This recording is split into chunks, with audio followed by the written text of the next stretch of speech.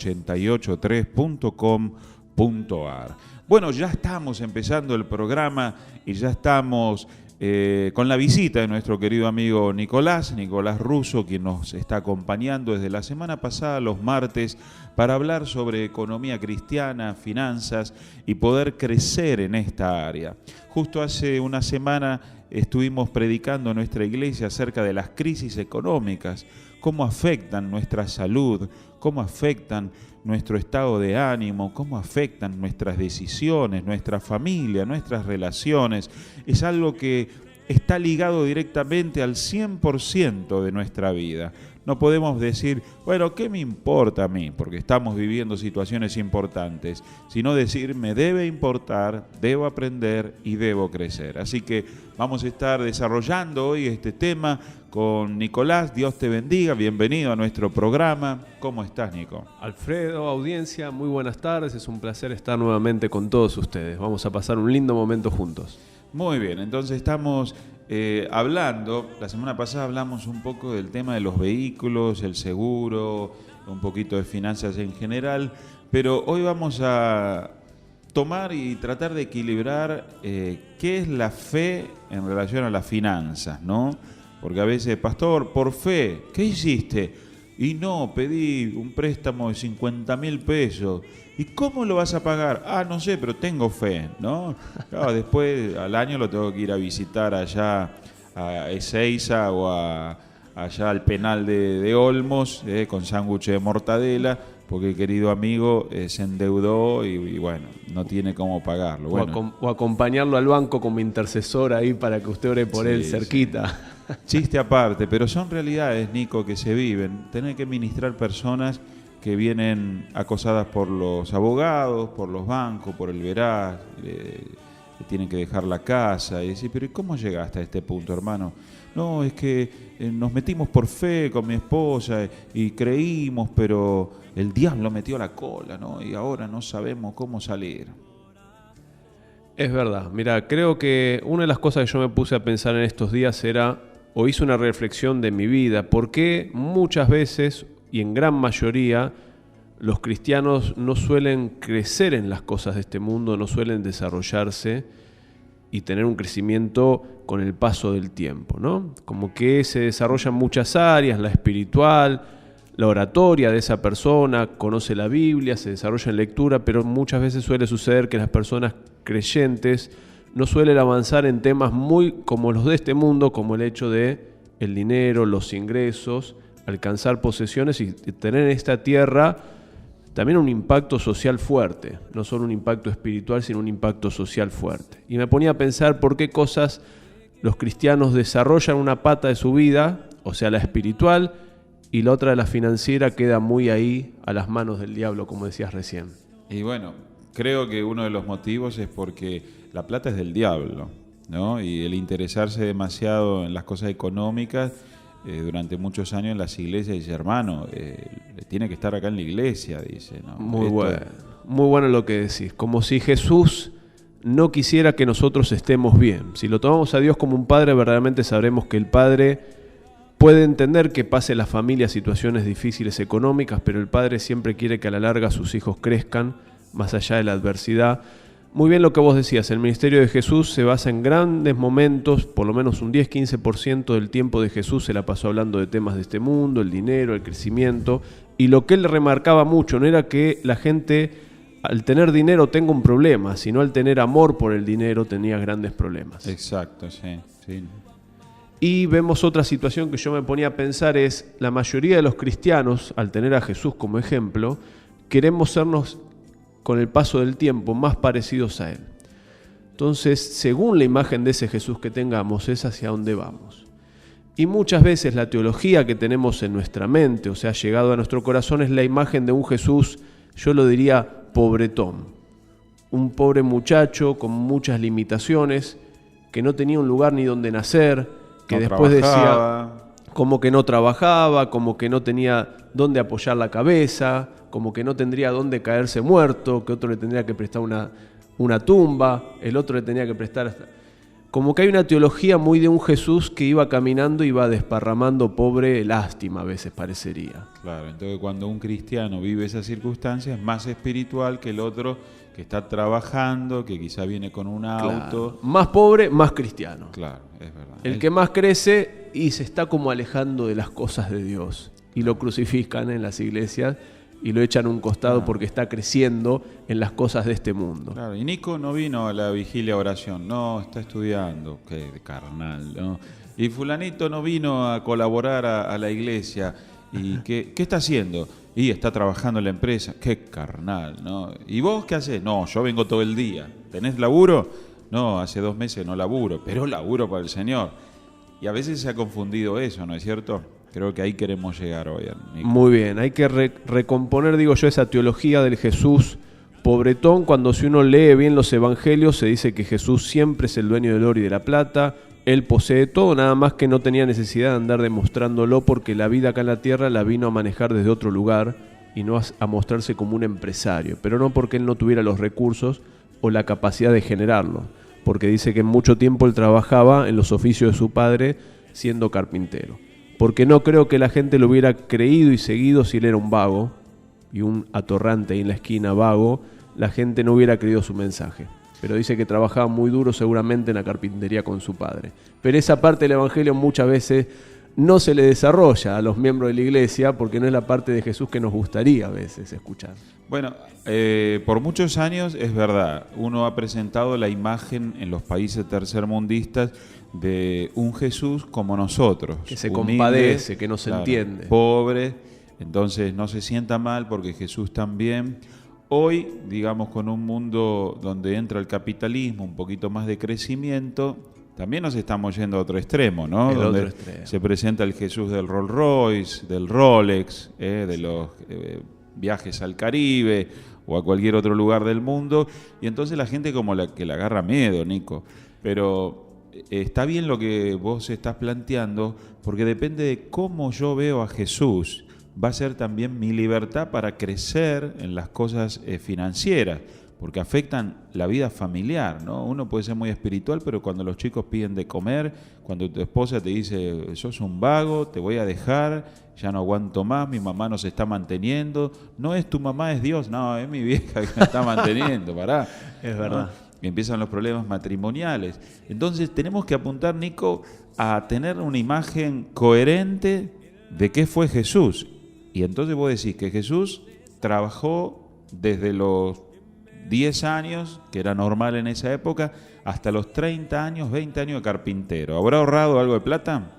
Seguramente sí. No creo que lo sigan porque era un vago. Me parece que la clave sería tener una imagen de Jesús coherente, que sería una imagen de Jesús equilibrada. Esta etapa que vivimos en un país o en países donde el Rolls Royce impacta, el auto, el Rolex, todo lo que la gente tiene, no lo veo a Jesús que necesite tener un Rolex, no lo veo muy por ese lado, ni tampoco lo veo a Jesús pasando hambre y pasando miserias, tampoco lo veo ahí. Lo veo a un Jesús teniendo lo suyo, lo que necesitaba, y en momentos donde también se necesitaba un poco más, Jesús, Dios el Padre, de manera milagrosa lo acompañaba. Vemos ahí en un pasaje que tienen que pagar los impuestos, que les exigían la ley, y Jesús no zafaba, también tenía que pagar los impuestos. Mis hermanos, paguen los impuestos. Al César lo que es de César y a Dios lo que es de Dios. Claro, y Jesús tuvo la oportunidad hasta de decirle a Pedro, estás complicado este mes, yo te pago los impuestos. Y le dijo, anda a pescar, vas a tirar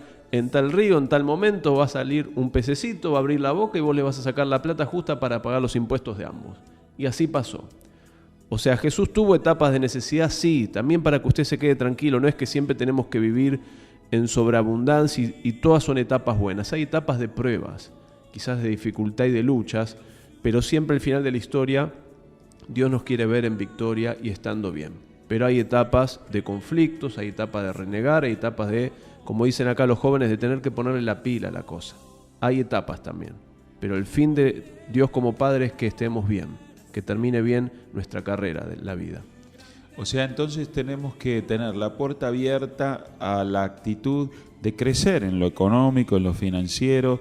No está mal, entonces, tener nuestros ahorros. Yo siempre medito, porque siempre conté esta historia, de los famosos magos que llegaron a Jesús cuando era chiquito y dice que trajeron oro, incienso y mirra, que era todo un capital, porque no eran cofrecitos chiquititos, ellos venían de Oriente a traerle a un rey, y cuando se le traían regalo al rey se le traían pero kilos y kilos, o sea que también Dios le proveyó a María y a José una herencia para Jesús, para educarlo bien y no le falte nada. ¿Le habrá quedado algo de eso a Jesús cuando empezó su ministerio? Sí, sin ningún lugar a dudas no lo veo a Jesús como un improvisado, alguien que se metía en algún lío y después oraba al Padre diciendo: Padre, haceme zafar de acá, haceme ver cómo puedo salir de esta situación. No lo veo tan improvisado y tan jugado, porque la fe no lo podemos tomar, como decías antes, que la gente hace locuras atribuyéndole que eso es fe. La locura es una locura, la estupidez es estupidez, la negligencia es negligencia, la fe es otra cosa. La fe es: crezco, doy un paso más, pero siendo coherente, siendo diligente, siendo cuidadoso, siendo un averiguador de los temas, yendo a consultar, y en base a todos esos patrones sí me extiendo, pero las demás cosas no son fe. ¿Vos creés que es mejor tener una imagen de persona realizada económicamente para predicar el Evangelio que no serlo? ¿Ayuda a que las puertas del Evangelio se abran en ciertos niveles? Y mira, eso lo vemos en cualquier estrato social, no solo en el creyente, que la gente hoy en día sigue a alguien que tenga un testimonio de una buena vida, que puede mantener bien a su familia, que sus hijos se educan bien, alguien que vive bien, que no es alguien ni austero, ni tampoco alguien que delira la plata y hace estupideces. Creo que la gente hoy quiere tener un modelo a seguir bueno, cuidadoso, alguien que le vaya bien en su economía, que sea muy cuidadoso, que no esté derramando plata por ahí, haciendo tonterías que uno lo ve en las revistas, no vamos a decir los nombres de las revistas, pero gente que derrocha la plata cuando hay tanta necesidad del mundo. Creo que ese no es el modelo a seguir, ni tampoco un modelo de soy muy pobre y por eso debo tener buenos valores. En el fondo de mi corazón soy muy cristiano. Y bueno, ¿por qué no nos metemos, Nico, para aprovechar el tiempo y evacuamos todas estas dudas o confusión que pueda haber en cuanto a la fe y las finanzas? Sí, la fe verdaderamente, cuando hablamos de fe, está lo que es la fe para tener salvación, la fe de algo abstracto o eterno, pero veamos también la fe para poder crecer acá en la tierra, en las cosas de este mundo. Verdaderamente para mí el que tiene fe, la Biblia dice que el que tiene fe, pero no se le ve las obras, o sea, no es coherente lo que está diciendo con las cosas que hace, no las hace, no es fe. Entonces aquel que tiene verdaderamente fe, se lo está viendo crecer de alguna manera. Quizás retarda un poco, quizás cuesta un poquito más, a uno les cuesta más que a otro, pero verdaderamente el que tiene fe, se empiezan a ver obras en su vida. Se ve mucho esfuerzo, mucho sudor, a veces muchas lágrimas. Es aquel persona que ves que le está poniendo pilas a la cosa, vos ves que está detrás de eso y a la larga ves un crecimiento. Entonces aquel que habla de fe, pero yo no lo veo crecer, no lo veo moverse, o sea, no le veo las obras que Pablo les gritaba y decía: si tenés fe y no tenés obra, la fe está muerta, o sea, me estás engañando. Entonces me parece que el que tiene fe o habla de fe tiene que estar viéndose algún crecimiento en algún área. Si no, te está cantando una canción. Exacto. Te está sanateando. Eso es muy importante también verlo, una fe para crecimiento. A veces nos pasa cuando leemos la Biblia como palabra de Dios, que leemos versículos que no nos confrontan a crecer, sino que nos relajan a tener una vida un poco más tranquila y displicente. ¿Cómo sería esto? Muchos de los versículos de la Biblia hablan de que Dios nos va a respaldar, Dios nos va a ayudar, de que podamos descansar y confiar en Dios. Pero esos versículos hablan en profundidad que la persona que se esfuerza y que se está esforzando, al mismo tiempo de esforzarse, tiene que descansar y confiar en el Dios que está poniendo su fe. Pero no habla de, como lo tomamos muchas veces en una teología, de descanso en Dios. Total, Dios se va a poner a trabajar por mí. O sea, no hacer nada, decir yo estoy esperando en Dios. Acá hay que laburar y confiar, no desesperar. Trabajar duro y como llego a la noche a casa cansado, me doy una ducha y voy a descansar. No me voy a congregar en tu iglesia porque no es negocio. Es mejor la otra que te dice ponés 100 que Dios te da 10.000, ¿no? Sin hacer nada. Bueno, ese es otro problema que estamos teniendo hoy, usamos versículos como el descansar en Dios, más que descansar mucha gente se toma siestas, Versículos como que dicen, Jehová peleará por vosotros y vosotros estaréis confiados. Entonces uno dice, si Dios va a estar peleando por mí, yo me quedo tranquilo en la cama y espero a que me toquen el timbre con el desayuno servido. Son versículos sacados de contexto y son un pretexto, como siempre decimos, para nuestra ser holgazanes. Versículos donde Dios va a hacer y donde yo no me veo haciendo, hermano, saltealo y no lo leas. Metete vos en el versículo, metete vos. Mira que te mando que te esfuerce, que seas valiente, el que no labure, que no coma, dice. Hay muchas partes que las obviamos. O la historia del apóstol Pablo, vemos los milagros del apóstol Pablo, todo lo que él comentaba, pero no vemos cuando Pablo decía que él a donde iba no tenía necesidad de nada, ni siquiera ninguna ofrenda, porque él dice que también trabajaba duro. Pero no solo porque hacía la obra de Dios, iba de misionero y predicaba. Él se dedicaba a hacer tiendas, podríamos decir como hoy en día, hacer bungalow, hacer pequeñas casas en terrenos. Él trabajaba, se esforzaba y era un empresario bastante pudiente, se ve, porque no necesitaba hacer ofrendas y tuvo muchos años de ministerio. Entonces también es muy importante, a veces solidifica, que el líder de la iglesia o el pastor tenga alguna actividad fuerte de trabajo, porque si no es medio que la gente a veces no te cree. Cuando vos te dedicás solo parecería hablar y no haces más nada que dar charla y hablar de Dios. Va a decir, qué piola, este habla y me saca la plata a mí, que yo soy el que trabajo. Entonces es muy sano también que el que habla de una fe, predica, también de alguna manera, salvo en contadas circunstancias y excepciones que tiene que haber, pero es bueno que trabaje y que se dedique a otra cosa, porque también eso, podríamos decir, resguarda su testimonio de que la tarea que está haciendo en favor de la gente no es mentira, no es para sacarle un peso, porque el peso a él entra de otro lado. Claro. Eso, dentro de las posibilidades, es muy sano que cualquiera que se dedique a alguna misión, a alguna tarea evangelística o eclesiástica, le da cierta tranquilidad a los miembros de que él le está hablando, pero no le está poniendo las manos en el bolsillo, porque su dinero y su comida entran por otro lado. Eso respalda mucho a los ministerios y al que predica también. Respalda el exceso de que muchos pueden querer ser pastores para ser mantenidos por el grupo de fieles, ¿no? Entonces no tiene que ser un llamado en base a eso, sino un llamado de Dios directamente. Otro temita ahí que quería ver, bueno, primero yo me quería poner en posición del hecho de qué imagen teológica tengo de Jesús. Después, como te decía, la Biblia que estoy leyendo puede ser la versión correcta, pero no me tengo que saltear los versículos que me exponen a mí a esforzarme, a comprometerme y dejar de leer un poquito esos versículos que son muy placenteros y que son, qué lindo, y los tomamos y los subimos al Facebook. Y claro, donde lo vemos a Dios haciendo de todo. Trata de no subir eso. No te van a poner me gusta en el Facebook. No, la realidad es que la gente prospera en base al trabajo. Dice, yo bendeciré el trabajo de tus manos. O sea, si no hay trabajo, Dios no tiene que bendecir.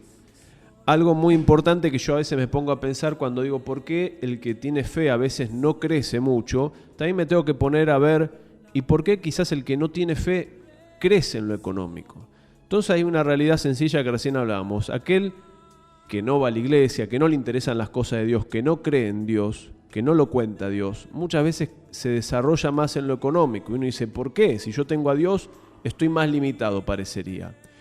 Porque esa persona, al no tener a Dios, y para él Dios no existe, o sea, Dios no le va a ayudar en ningún momento de su vida, él tiene que hacer las cosas porque Dios no las va a hacer por él. Entonces, todos esos espacios donde no está la fe de ese joven, los ocupa ¿con qué? Trabajar, estudiar, avanzar, moverse, hacer negocios, preguntar. ¿Verdad? Porque no puede esperar de Dios porque para él Dios no existe y Dios no lo va a ayudar en nada.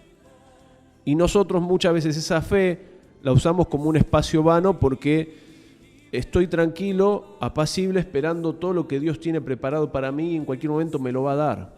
Entonces aquel que no cree en Dios, como no está Dios para él, lo tiene que hacer él y se mueve. Y yo tengo a Dios y lo malinterpreto y lo estoy esperando. Pero esa espera de Dios habla de una búsqueda confiada. Eso sería esperar algo. Es movete y movete confiadamente que lo vas a encontrar, pero no una espera de pasividad, de estar sentado. Entonces es muy importante que veamos qué códigos tiene a veces la gente que no cree para nada de Dios y dice, Dios no existe. Y vos lo ves que crece. ¿Por qué crece? Porque Él se hace cargo de su propia vida. Y acá estamos, entre comillas, haciendo cargo de nuestra vida a Dios de una manera no sana. Mi vida está en la mano de Dios, seguro, pero yo soy responsable de hacer cosas con mi vida. Pues si no, le voy a echar la culpa a Dios y al diablo de todo cuando Dios me dice, la vida, el libre albedrío te lo di a vos. Entonces vos hablás de que la fe tiene que tener obras. O sea, si yo tengo fe en Dios, que Dios me va a prosperar, también tiene que haber obras con las cuales yo quiera alcanzar esa bendición. O sea, estudiá, laburá, ahorrá, esforzate, programá, todas esas cosas que a veces los cristianos no las hacemos porque le dejamos todo el fardo a Dios diciendo, bueno, Dios me va a prosperar. Yo ya puse mi ofrenda, mi diezmo, 1000 vuelven para mí, dijeron. Mirá, yo aprovecho y le mando saludos a mis alumnos del seminario de San Justo, que ayer estuve con ellos y les dije, voy a ir a la radio y les voy a mandar saludos, porque hablando con ellos me dieron una pauta para compartir acá en la radio. Cuando Dios al pueblo hebreo los motiva a salir de Egipto y les dice, yo los quiero rescatar de Egipto, y los hace libres de esa esclavitud, hay un tiempo de por lo menos 40 años que estuvieron en un desierto de mucha dificultad. Y ese desierto lo pasaron únicamente porque estaban expectantes de llegar a una tierra que era muy abundante. Que Dios decía que en esa tierra todo fluía. O sea, muchachos, sigan caminando en el desierto, que está difícil, pero van a llegar. Y en todo momento Dios les decía que Él les había prometido esa tierra y se las iba a dar.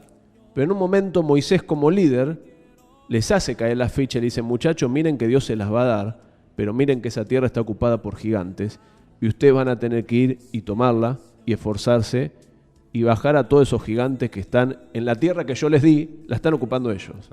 Entonces, hay algo que Dios hace que es, Dios te lo promete y Dios te lo va a dar, pero hay otra parte que era la responsabilidad del pueblo que venía caminando de meterse en esa tierra, avanzar y tomar la tierra. Y eso hablaba de mucho sudor, muchas lágrimas, muchísimo esfuerzo.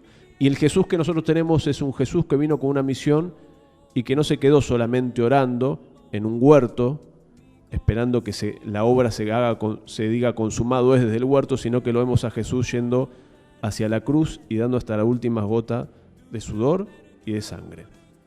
O sea, si vos seguís a Jesús, tenés un Jesús que por una misión fue hasta lo último, no paró y no descansó y hasta que se desmayaba en el piso de tanto esfuerzo. Entonces, ¿hay una tierra prometida para el creyente? Sí, seguro, como lo hubo para el pueblo de Israel. El tema es que esa tierra requiere mucho trabajo porque Dios te la entregó, pero la tenés que ir a tomar y tenés que ir a sacar a todos los moradores que están ocupando lo que Dios te prometió a vos. Puedo cambiar entonces mi destino. Quizá vengo de una familia humilde, quizá nunca tuve mi casa, quizá nunca pude ir de vacaciones. Yo conozco gente que jamás fue de vacaciones, sus padres jamás los han llevado a vacaciones. Y uno dice, sí, estoy orando. En realidad Dios tiene mucho más, pero para eso va a haber que esforzarse, para eso va a haber que trabajar duro, para eso va a haber que programar. Hay gigantes que vencer, hay ciudades que conquistar, hay enemigos que erradicar. Todo eso está al alcance de nuestra mano, pero cambiando una actitud, la actitud del varón esforzado y valiente, ¿no? Una palabra que quizá no nos gusta, de esforzado. Queremos las cosas fáciles, queremos que, no sé, prosperar económicamente. Muchas veces es una tentación, Nico, porque desde el púlpito yo puedo decir, hermano, Dios me dice que si usted hoy da 1.000 pesos, Dios le va a dar 100.000 pesos, ¿no? Y la gente dice, qué bueno, mirá, qué mejor que invertir en bolsa, mejor que comprar acciones. Y mejor que trabajar un año entero, mejor por esos 100.000 pesos. Mejor que trabajar un año entero, tener un segundo trabajo, una changuita extra o ahorrar, ¿no? Vamos a hacer esto. Y le vendemos ilusiones, le vendemos sueños, nubes que se disipan y que después la gente aparte se desilusiona. A mí no me da la cara para eso como pastor, nunca lo hice, sino que voy sobre lo práctico y sobre lo bíblico. El que no trabaje, que no coma. Entonces, he visto la mano de Dios a través del esfuerzo y el trabajo. Por eso, queridos amigos que nos están escuchando, Dios tiene abundantes y ricas promesas para ustedes, tiene proyectos de enriquecerte, de bendecirte, de hacerte una persona que también sea de bendición, de liberarte de las deudas, de poder dejar a tu familia herencia y bendición y no deudas y problemas como quizá te dejaron a ti, de poder disfrutar de lo mejor de la tierra, del trigo, de la miel, de la leche, todo lo que Dios ha preparado. No podemos decir que la gente lo tiene porque se ha olvidado de Dios, porque en la Biblia también hay hombres de Dios que han sabido disfrutar de las riquezas y de los bienes sin perder la fe en Dios. Existe un equilibrio y como decía Nicolás, el equilibrio está en la fe y en las obras sin dejar toda la responsabilidad a Dios. Empezar a ver a un Jesús que trabajó durante 20 años como carpintero, un Jesús que invirtió, que se sacrificó, pero que también confiaba en Dios. Yo creo, estoy totalmente convencido, querido joven, que si vos podés diseñar, organizar tu vida y decir, Dios me quiere bendecir, Dios me quiere dar una casa, Dios me quiere dar una empresa, Dios me quiere dar para ayudar, depende de tu trabajo, depende de sentarte y programar qué carrera vas a estudiar, cómo vas a invertir, en qué vas a ahorrar, estar programando qué negocio vas a hacer. Todo Dios te va a guiar. Muchas veces hemos entrado en el mundo del microondas, todo rápido, todo instantáneo, del delivery, pero tu vida no es un delivery. Tu vida de las manos del Señor tiene que ir paso a paso, día a día, consultando con Dios, invirtiendo, trabajando, dejando esa mentalidad de cristiano de que Dios lo va a hacer, ya Dios me va a proveer, sí, es verdad, pero hay una gran responsabilidad que tiene que ver con nosotros. Quizá tu corazón está cargado de ese pensamiento, quizá te cuesta arrancar, te cuesta salir a buscar trabajo, te cuesta confiar en ti mismo, te cuesta estudiar, te cuesta creer de que Dios puede ayudarte a trabajar y a estudiar. Pero hoy vamos a orar por ti, vamos a orar para que cualquier mentira del enemigo, porque el enemigo te quiere ver verdaderamente fracasado, te quiere ver limitado, y va a tratar de meterte todos los no podés, no sabés, no sos capaz, pero nosotros tenemos promesas de Dios que dicen, todo lo puedo en Cristo que me fortalece. A vos, querida amiga, que quizás decís, yo ya pasé mi edad, ya no puedo mejorar. Quiero animarte, querida hermana, querida amiga, si tenés 40, 50 o 60, Dios tiene recursos, si vos creés, para bendecirte materialmente y hacer milagros financieros en tu vida. Simplemente mira que te mando que te esfuerces y que seas valiente. No cierres la puerta a Dios a un milagro.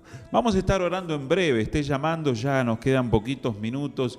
Nico, ¿qué más podemos decir aparte de esto a los oyentes que nos están acompañando? Vos tenés un email, sos un asesor financiero, estás predicando por las iglesias, se los vamos a dar, quizá hay personas que necesitan algún consejo, una oración, alguna opinión, que hay gente que está enredada en líos que no sabe cómo resolverlos, y te he escuchado que Dios te ha dado sabiduría y también inteligencia.